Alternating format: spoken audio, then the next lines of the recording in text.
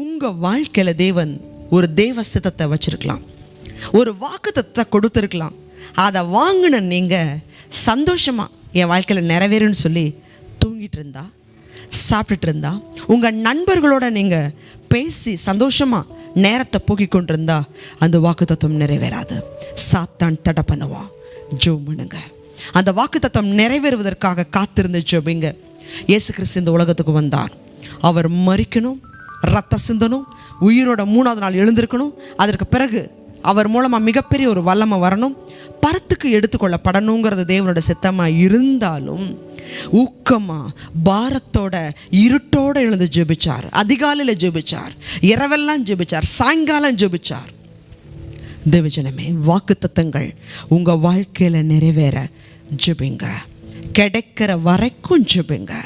உங்களை அழைத்த தேவன் உண்மையுள்ளவர். உங்களை ஆசீர்வாதங்களை தடுக்கிற சாத்தானோ, வாக்குத்தத்தங்களை தடை பண்ணுகிற சாத்தானையோ தேவன் உங்கள் கால்களின் கீழே மிதித்து போடுவார்.